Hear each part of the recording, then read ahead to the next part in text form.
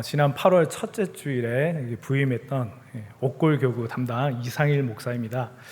하나님께서 지금 우리 유엔이 이야기하고 있는 정식으로 인정된 나라 230여 개국 가운데 또 세계 인구 80억 인구 가운데 우리 대구 칠곡교회에서 이렇게 저와 여러분이 함께 지체가 되어서 함께 하나님을 섬기게 하신 것, 이것만한 복이 어디 있을까 그런 생각을 해봅니다. 그래서 우리가 함께 기도하고 또 사랑하고 섬길 때 또 하나님께서 아름다운 일들을 우리 가운데 허락하실 줄로 믿습니다. 아멘. 그래서 오늘 이 시간에 하나님께 가까이 함이 내게 복이라 라는 제목으로 이 시간 하나님의 말씀의 은혜를 나누고자 합니다. 제가 청년 때 있었던 일들을 좀 이 시간 여러분들과 함께 나누고자 합니다. 제가 이 IMF 때 이렇게 그 무렵에 모든 우리 청년 대학부 학생들이 이제 군대 가지 않은 청년들은 다 군대를 급하게 가게 됐어요. 그래서 군대 가기 전에 제가 섬겼던 교회 청년부가 한 20명, 한 25명 정도 이렇게 모여서 예배를 드렸습니다. 그리고는 군대를 다녀왔는데 분명히 이렇게 작게 모였던 공동체인데 군대 다녀와서 보니 한 10명 정도가 이렇게 모이고 있더라고요. 그런데 그것도 잠시 이렇게 반년 지나고 1년 지나니까 60명, 80명, 100명 넘어서더니 한 150명까지 이렇게 모여서 예배를 드리게 됐습니다. 그래서 이게 무슨 일인가, 이게 어떤 차이가 있을까 한번 생각을 해봤더니 달라진 것 하나가 있더라고요. 그 전과 그 후 적게 모였었던 때와 또 많이 모이게 된 그 달라진 것 하나가 있는데 뭐냐면 바로 포항이랑 이 대구에, 제 모교회가 포항이거든요.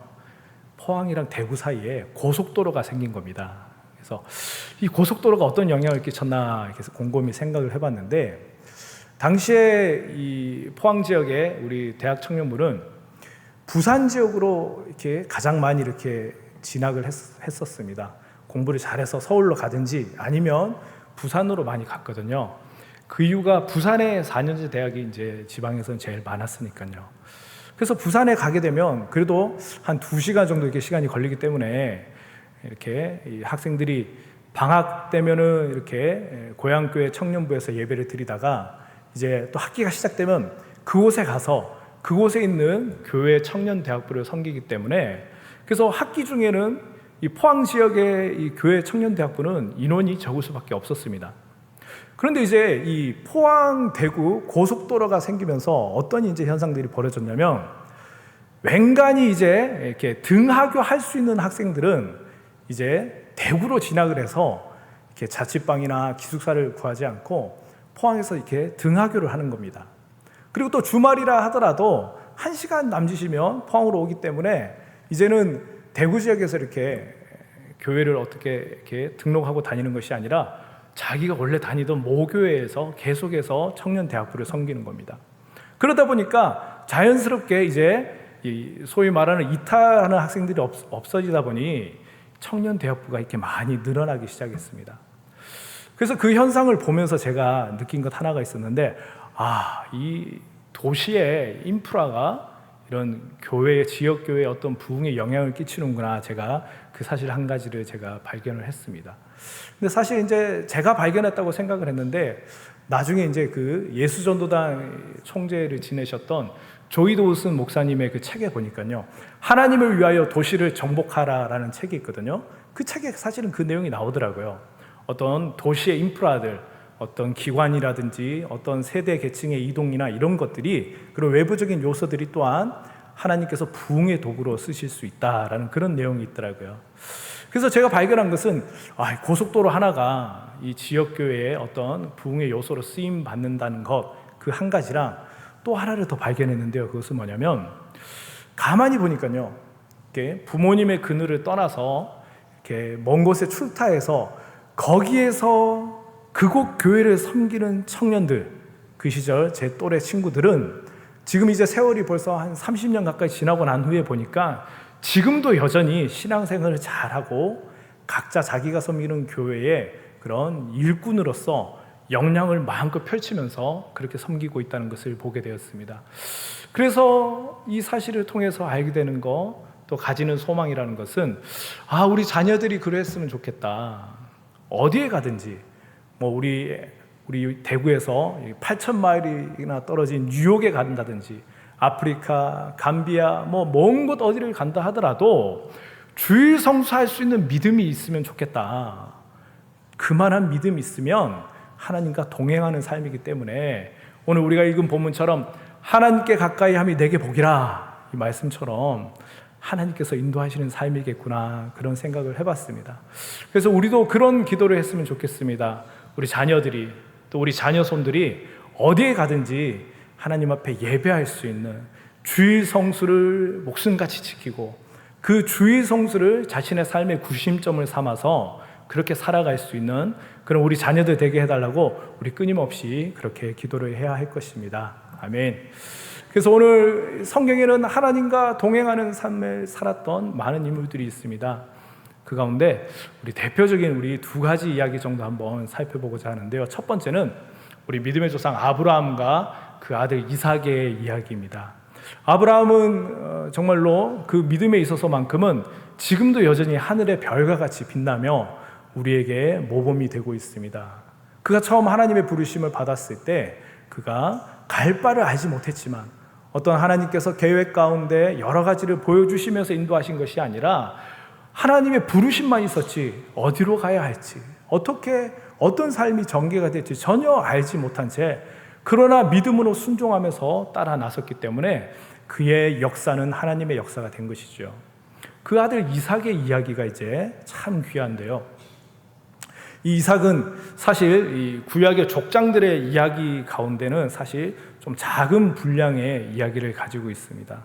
그러나 이 창세기 26장에 있었던 그 이삭의 이야기들을 보면 참 귀한 면면들이 있습니다. 그 26장에 보면 이삭이 이제 그랄 땅에 가서 이렇게 농사를 짓게 되거든요. 근데 하나님께서 그의 이삭의 수확물의 100배의 그런 수확의 결실을 주셨다, 그렇게 이야기를 합니다. 여러분, 100배의 수확의 결실, 이렇게 감이라도 오십니까? 100배?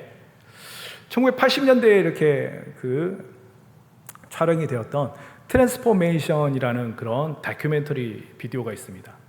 그 다큐멘터리 비디오는 어떤 내용이냐면요, 복음이 들어가지 않은 지역에 한 선교사가 복음을 전했을 때, 그 지역을 섬기고자 복음을 들고 들어갔을 때 그곳에 실제적으로 일어나는 변화들에 대한 그런 실제적인 기록들을 담긴 그런 비디오가 있습니다. 그 내용에 보면요, 선교사님이 복음을 가지고 그 지역에 들어갔는데 세상에 그 남미 지역, 또 아프리카 지역인데 마녀가 있어요, 여러분. 마녀가. 근데 마녀가 복음이 들어가는 순간 마녀가 얼마 지나지 않아서 그냥 꼬꾸라 죽는 일이 일어납니다.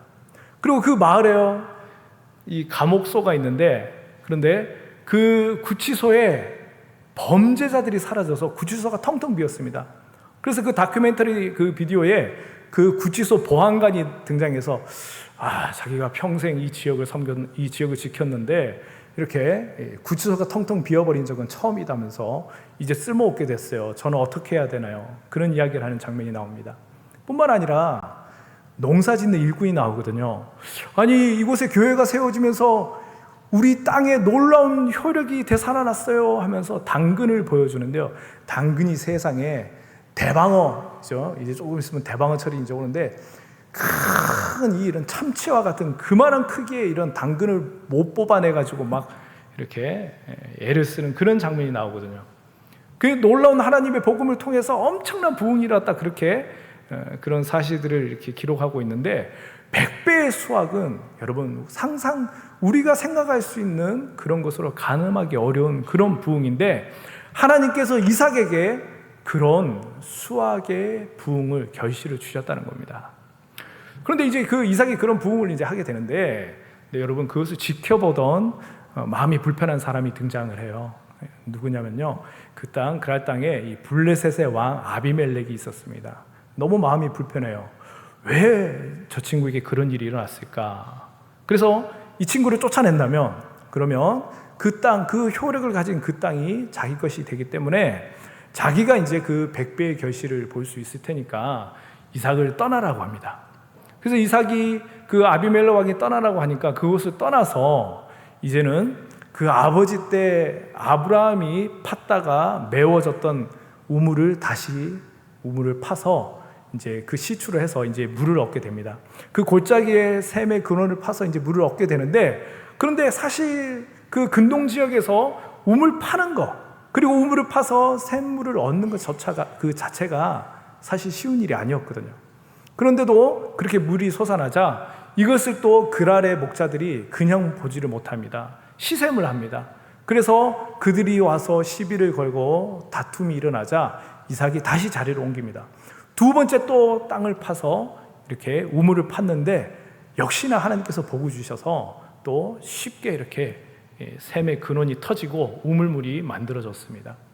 그런데 또 이 귀한 일을 그랄 그 목자들이 두고 볼 수 없어서 다시 다툼이 일어났고, 또다시 이삭이 옮겨서 이제 우물을 다시 파고 물의 근원을 터뜨렸는데, 근데 그때는 세 번째 이르러서는 아무런 다툼이 일어나지 않았습니다.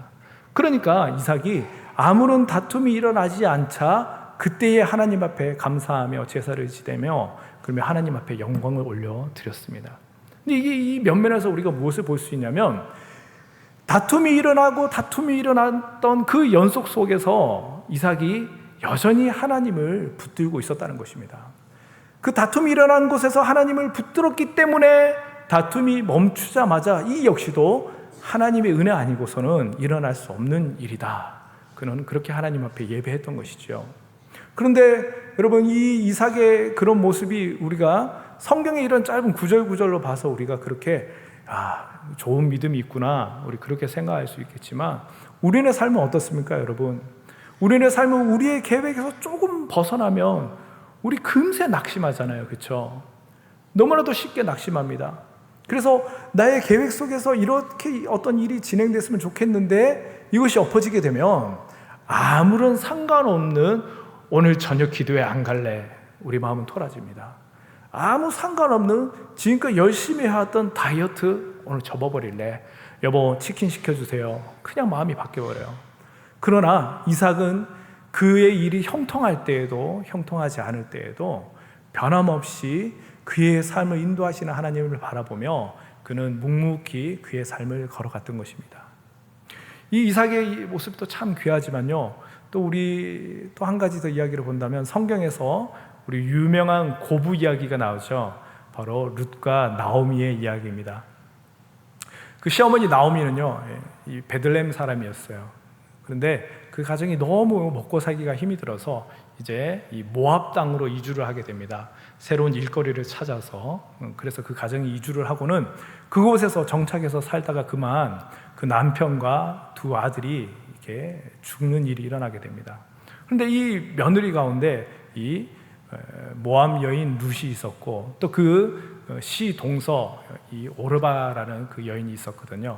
그래서 하루아침에 이 남성이, 이 가장이 정말로 지금 시대와 비교도 할 수 없을 만큼 어떤 그런 가정에 있어서 중요한 역할을 했었던 그 시절에 시아버지와 그 두 아들을 잃었으니 사실은 그 가정이 풍비박살이 난 것이죠. 그런데 이런 상황에서 이제 그 시어머니 나오미가 아주 이렇게 중요한 이야기를 하게 됩니다. 그 이야기 잘 아시죠? 딴 게 아니라, 얘들아, 지금 와서 내가 다시 이렇게 재혼을 해서 내가 다시 아들을 낳아서 너희들한테 기업을 무르게 할 수 있는 것도 아니고, 상황이 이렇게 됐으니 내가 눈 감아 줄 테니 너희들 다시 팔자 고치거라. 나는 베들레헴으로 돌아가서 내 친족들이 있는 곳에 가서 일을 하며 어떻게든 거기 가서 나는 살아낼 수 있으니까 너희들 본래 너희들 친정으로 가거라, 가서 팔자 고치거라, 그렇게 이야기를 했습니다.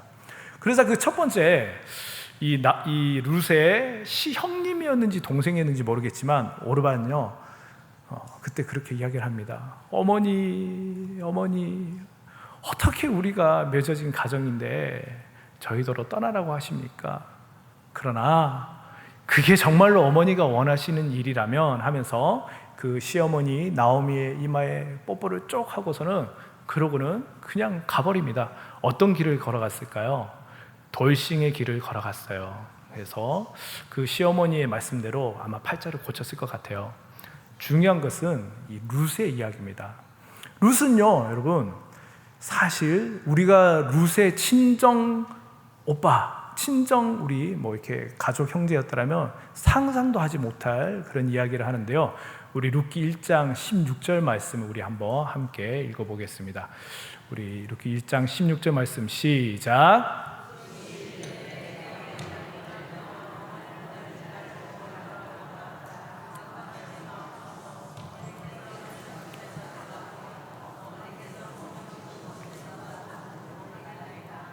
어머니의 백성이 나의 백성이 되고 어머니의 하나님이 나의 하나님이 되시리니. 아멘. 여러분, 이 진짜 이 룻의 친정에서 들었으면 정말 깜짝 놀랄 만한 이야기를 하고 있죠. 아마 제가 오빠였으면 금방 쫓아가서 머리끄댕이 잡고 땡겨왔을 것 같아요. 이놈 집에 지금 어디라고 지금, 야, 그런 집안에 시집간 것도 원통해 죽겠는데 어디 또 어머니를 따라서 그렇게 베들레헴을 간다고 아마 난리가 났을 것 같아요. 그런데 이 룻이 어머니가 가는 곳에 제가 머물겠습니다. 어머니의 하나님이 나의 하나님이 됩니다. 그러면서 우리가 읽지는 않았지만요, 그 뒤에 보면 어머니를 내가 죽지 않고 어머니를 떠난다며 여호와께서 내게 벌 주시기를 원합니다. 그렇게 이야기를 합니다. 여러분, 이 룻이 이런 결정을 했지만 그러나 훗날 그 어머니를 따라서 베들레헴으로 돌아가게 되고 그곳에서 유력한 자 보아스와 함께 결혼을 함으로써 그런 훗날 이 다윗의 증조모가 되는 그런 놀라운 그런 성경의 역사를 한 페이지를 장식을 하게 됩니다. 그래서 이런 이삭의 이야기, 또 이런 룻의 이야기 참 훈훈한 이야기잖아요, 그죠? 근데 이 두 가지 이야기에 여러분 아주 중요한 공통점이 있습니다. 똑같은 그런 흐름이 있는데요. 뭐냐면 다름 아니라 부모의 신앙이 자녀에게 끼쳤다는 것입니다. 부모의 신앙의 그 아름다운 유산들이 사라지지 않고 자녀들에게 영향력을 끼치고 열매를 나타났다는 것입니다. 여러분, 우리 이삭의 이야기를 한번 본다면요, 이삭 여러분 정말 위대한 사람일 수밖에 없습니다. 위대한 신앙을 가질 수밖에 없습니다. 창세기 22장의 모리아산의 사건이 그것을 이야기해 주지요. 아브라함이 그 하나님께서 그 독자 이삭을 바치라 하셨을 때에 그 이삭을 이제 제물로 바치기 위해서 아브라함이 조금의 술수도 쓰지 않습니다. 그래서 혹여나 함께 간 종들이 자신을 뜯어 말린다면 자신의 마음이 연약해질까 봐 그 마지막에 모리아산 다가가서는 종들은 사흘길 앞에 놔두고 그러고서는 이삭과 함께 마지막엔 둘이 올라가거든요. 그리고 그를 제단 위에 꽁꽁 묶었을 때 다른 사람은 몰라도 이삭은 알았었다는 거예요. 와, 우리 아버지 정말 나 제단에 바치려고 작정하셨네. 왜냐하면 자신을 그 꽁꽁 묶는 아버지의 근력이 이게 장난 아니라는 거 누구보다도 이삭은 알았다는 것입니다. 정말로 자신을 죽이려는 그 이삭, 성경에 기록되진 않았지만 아마도 이삭이 다급하게 아버지를 불렀을 거예요. 아버지, 영감이 미쳐. 정말 어떻게 그 아버지에게 막 달려들었을지도 모르겠어요. 그 제단 위에서. 그런데 그럼에도 순종하며 나아가는 그 아버지를 통해서 하나님의 여호와 일의 역사를 이삭이 똑똑히 봤기 때문에 그는 그 후에 그의 삶 가운데 역경이 온다 할지라도 자기 계획대로 삶이 가지 않는다 할지라도 그는 두려움이 없이 그렇게 하나님 앞에 순종하며 하나님 보이신 그 길을 그는 걸어갈 수 있었다는 것입니다. 여러분, 룻은 어떻습니까? 룻의 고백에 모든 것이 나와 있습니다. 어머니의 하나님이 나의 하나님이 되시고, 룻이 고백했잖아요. 분명히 룻이 이렇게 효심이 있었던 여인이었던 것 같아요. 본래도 심성이 착하고 또 어머니를 또 어른을 잘 모시는 그런 마음이 있었던 것 같습니다. 그러나 그럼에도 고향 땅 모압 땅에서 그 어머니가 어머니의 고향으로 돌아가는 그 상황인데, 그런데 룻이 그곳으로 다시 들어갔다는 것은 그가 바로 어머니를 통해서 살아계신 하나님을 만났다는 것입니다. 그의 가정이 망해버린 가정입니다. 그럼에도 아무리 자신의 그 시댁이 그 가정이 망했었지만 그럼에도 살아계신 하나님은 그 모압 땅의 그런 우상과는 비교도 할 수 없는 그런 하나님이신 것을 이 룻이 보았기 때문에 이 여인은 거리낌이 없이 그 어머니를 향해서 어머니의 하나님을 찾으며 그렇게 나아갈 수 있었다는 것이죠. 사랑하는 성도 여러분, 그 부모의 신앙이 이렇게 아름다운 열매들로 자녀들 가운데 나타난 것을 보게 됩니다. 몇 해 전에 다른 지역 교회에 참 아름다운 일이 있었습니다. 한 노부부가 그 교회 목사님을 찾아왔어요. 와서 하시는 말씀이, 목사님, 저희가 젊은 시절에 집이 없어서 늘 이렇게 월세방을 이렇게 전전긍긍하며 살면서 너무 힘이 들어가지고, 하나님 우리 가정에 집을 주신다면 그러면 우리가 열심히 일하고 있는 그 현역 기간 동안에 열심히 일하고, 그리고 그 집을 잘 사용하다가 은퇴할 때 그 집을 다시 하나님 앞에 돌려드리겠습니다. 그렇게 약속을 했었대요. 그러고서는 이제 은퇴를 하게 되어서 그 집값을 가지고 왔는데, 세상에 그 집값이 그새 땅값이 올라가지고 50억이라는 그런 어마어마한 돈을 가지고 왔어요. 그래서 그 헌금을 받으면서 그 목사님이 참 놀라셨다, 그런 얘기를 하는데요. 근데 그 두 부부가 온 것이 아니라 그 자녀들이 같이 왔거든요. 근데 여기서 참 우리가 놀랄 만한 것은 50억이라는 그 금액이 아니라, 또한 그 부부의 그런 믿음의 고백뿐만 아니라 자녀들의 믿음이 너무 귀하다는 것입니다. 그렇죠? 여러분, 우리 부모의 재산이, 여러분, 이제 오늘날 세상에서 어디 부모만의 것입니까? 아니잖아요. 그죠? 그 50억이라는 재산, 부모의 믿음이 고스란히 그 자녀들에게 있지 않았더라면, 아니, 이거 우리랑 상의를 하셔야지, 아무리 그렇게 과거에 서운했다 하더라도 그냥 그렇게 헌금하면 어떡해요? 이렇게 나왔을 법도 한데, 그러나 그 자녀들이 동일한 그 부모님의 그런 신앙이 있었기 때문에 그것을 존중하고 또 함께 감사하며 그렇게 예물을 드렸다는 것입니다. 여러분, 말씀을 좀 더 살펴보고자 합니다. 우리 에스겔서 3장 18절에서 19절 말씀을 우리 한번 함께 읽어보겠습니다. 우리 에스겔서 3장 18절 19절입니다. 시작. 가령 내가 악인에게 말하기를 너는 꼭 죽으리라 할 때에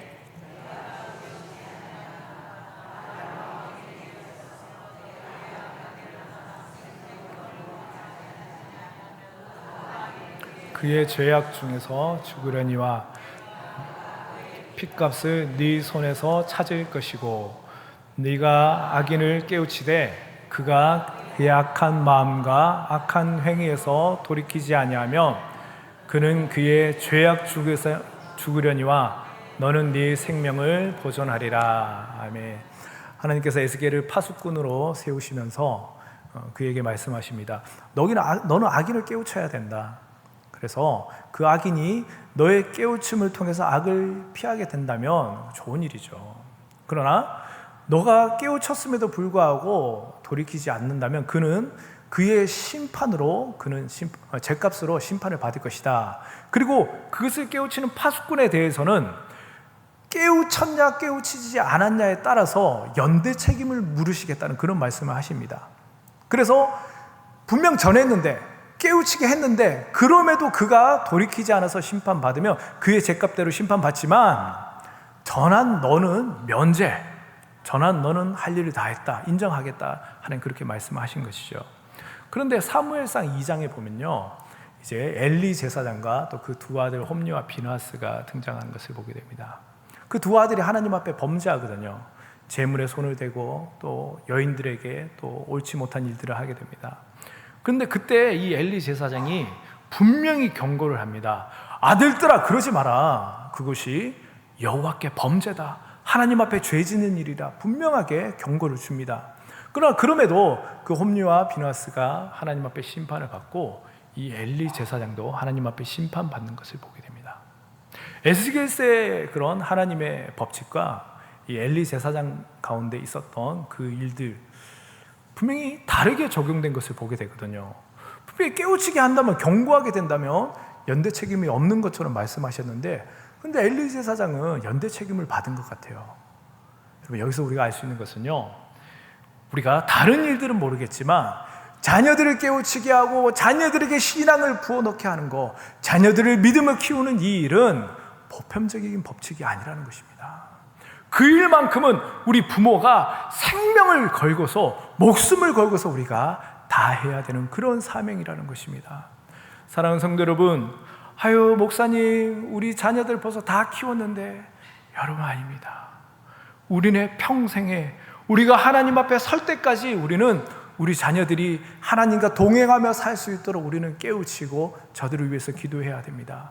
그것이 우리 부모의 사명입니다. 그리고 또 우리가 그렇게 기도하며 나아갈 때 분명 하나님께서 우리 모든 부모님들의, 기도하는 부모들의 마음, 그 기도를 다 들으시고 응답할 줄로 믿습니다. 여러분, 우리 자녀들에게 얼마 물려주시겠습니까? 한 10억 물려주시겠습니까? 100억 물려주시겠습니까? 더 쓰세요, 여러분. 더 많이 물려주세요. 한 1000억 물려주세요. 1000억보다 더 쓰실까요? 하나님 잘 믿는 믿음을 물려주시길 바랍니다. 하나님과 동행함으로써 하나님께 가까이 함이 내게 복이라, 그 말씀대로 살고 그 말씀대로 복받는 그런 인생, 우리 자녀들이 그 생명길로 걸어갈 수 있도록 우리 그렇게 함께 기도하고 그 복을 누리는 우리 모든 믿음의 식구들 될 수 있기를 주님 이름으로 축복합니다.